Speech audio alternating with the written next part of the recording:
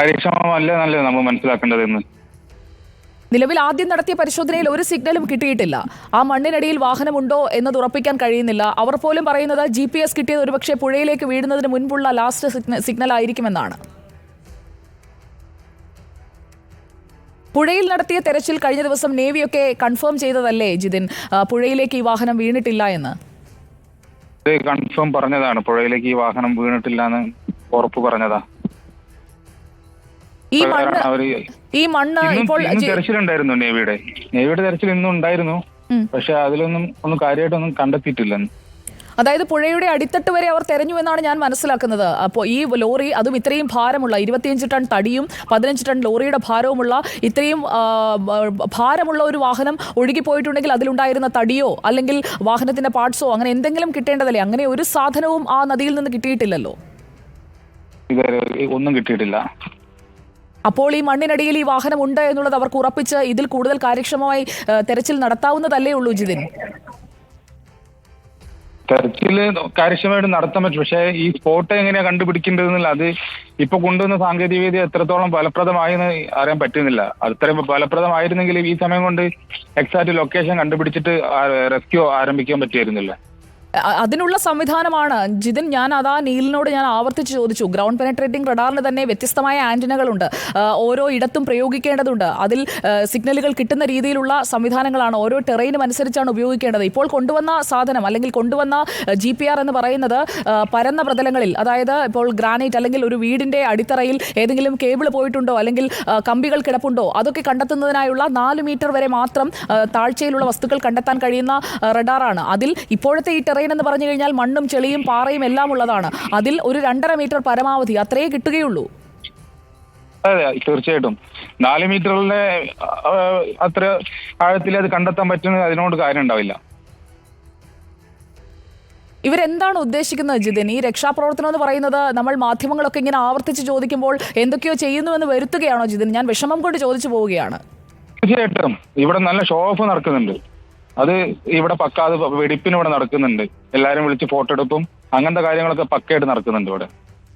അവിടെ ആ ജില്ലാ കളക്ടറൊക്കെ നിൽക്കുന്നുണ്ടെങ്കിൽ ഒന്ന് ചോദിക്കൂ ജിതിൻ, ഇങ്ങനെയാണോ ഒരു മനുഷ്യൻ മണ്ണിനടിയിലുണ്ട് എന്ന കുടുംബം വന്ന് പറയുമ്പോൾ ഇങ്ങനെയാണോ നിങ്ങൾ തിരയേണ്ടതെന്ന ജില്ലാ കളക്ടർ ലക്ഷ്മിപ്രിയൊക്കെ ഉണ്ടെങ്കിൽ അവരോടൊന്ന് ചോദിക്കൂ ജിതിൻ. ഞാൻ അവരോടൊക്കെ രാവിലെയൊക്കെ സംസാരിച്ചിട്ടുണ്ടായിരുന്നു. അവര് പറഞ്ഞത് എന്തായാലും എടുക്കാൻ പറ്റും, കിട്ടും എന്നൊക്കെ പറയുന്നത്. ഇതിൽ കൂടുതൽ നമ്മൾ എങ്ങനെ ചോദിക്കുക? നമ്മളൊരു മാനസികാവസ്ഥ കണ്ട് മനസ്സിലാക്കേണ്ട ഒരു എനിക്കത് മനസ്സിലായി. ഞങ്ങൾക്ക് റിപ്പോർട്ടറിന് മനസ്സിലായത് കൊണ്ടാണ് ഞങ്ങൾ ഈ വിഷയത്തിൽ വീണ്ടും ഓരോരുത്തരോട് ചോദിക്കുന്നത്. ഇങ്ങനെ മതിയോ, കുറച്ചുകൂടി വേഗം വേണ്ടേ? ഈ റഡാർ തന്നെ നേരത്തെ സിഗ്നൽ കിട്ടിയെന്നൊക്കെയാണ് അവിടെ നിന്നുകൊണ്ടുള്ള ഉദ്യോഗസ്ഥരൊക്കെ എല്ലാവരോടും പറയുന്നത്. ആവർത്തിച്ച് ചോദിച്ചപ്പോഴാണ് റഡാറിൽ ഒന്നും കിട്ടിയിട്ടില്ല എന്ന് ഉദ്യോഗസ്ഥൻ തന്നെ പറയുന്നത്. ഇല്ല, അങ്ങനത്തെ ഒരു ഇൻഫർമേഷൻ ഇവിടെ ഒന്നും ഉണ്ടായിട്ടില്ല. അത് ചിലപ്പോൾ നിങ്ങൾ മീഡിയക്ക് കിട്ടാൻ വേണ്ടിയിട്ട് അവരെന്തെങ്കിലും കിട്ടിയെന്ന് പറഞ്ഞതായിരിക്കും അവര്. അവിടെ ഇപ്പോൾ എങ്ങനെയാണ് ജിതിൻ? ഇപ്പോൾ അവിടെ നിൽക്കുകയല്ലേ, അവിടെ ജിതിൻ കാണുന്നത് എന്താണ്? നമ്മൾ പറഞ്ഞ ലൊക്കേഷന്റെ ഇപ്രവശം, അതായത് റോഡ് ഇപ്രവശം അവര് മണ്ണെടുത്തോണ്ട് നിൽക്കുക. ഈ GPS ഉള്ള ഭാഗത്ത് മണ്ണെടുക്കുന്നില്ലേ? ഇല്ല, അവിടെ മണ്ണെടുക്കുന്നില്ല. എന്താ അറിയില്ല, അവിടെ ഇനി അവര് അതുകൊണ്ടാണോ ഇനി എടുക്കാത്തതെന്നും അറിയില്ല. നമ്മുടെ ലോറി മാത്രമല്ല മറ്റു വാഹനങ്ങളും മണ്ണിനടിയിൽ പെട്ടിട്ടുണ്ട് എന്ന് അവിടെയുള്ള ആളുകളൊക്കെ പറയുന്നുണ്ട്.